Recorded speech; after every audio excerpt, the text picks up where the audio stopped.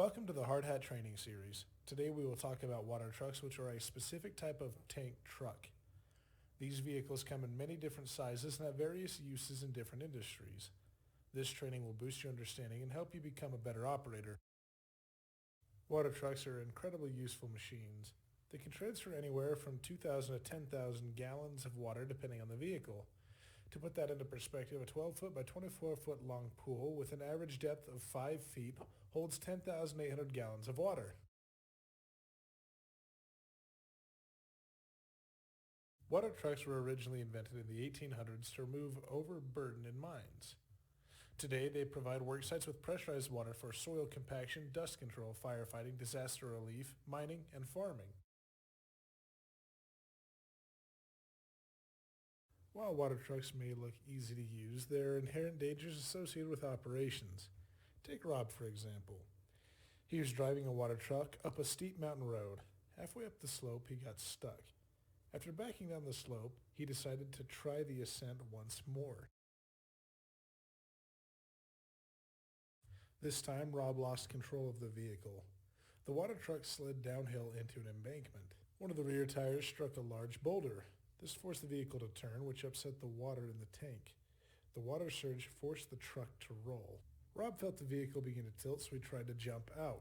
Unfortunately, he got crushed under the truck in his bailout attempt. During this presentation, we will look at the various components of a water truck and how they work. We'll also go over elements of your pre-shift inspection and teach you why they are so important. We will also talk about stability principles that will help you avoid rollovers during operations. Then we will look at safe operating procedures, including how to fill the tank, deploy spray, travel with a full tank, and operate the hose. We will also look at the PPE you should wear during operations.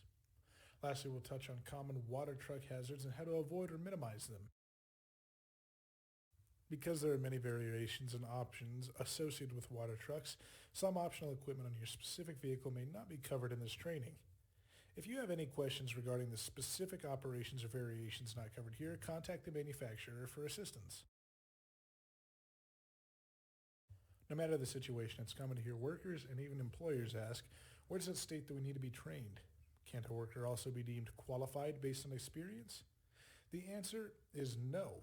Experience helps, yes, but OSHA makes it very clear that employees must be trained and that it is the employer who is responsible for overseeing that safety training and evaluating the permit space program in order to confirm that the employees have the understanding, knowledge, and skills needed for safe water truck operations.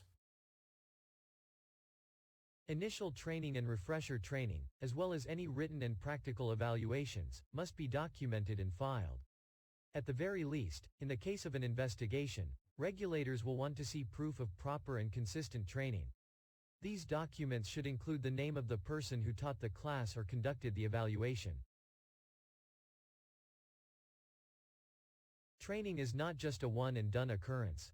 It is ongoing. In fact, similar to the guidelines set down for when initial training is required, standards are also specific when it comes to refresher training.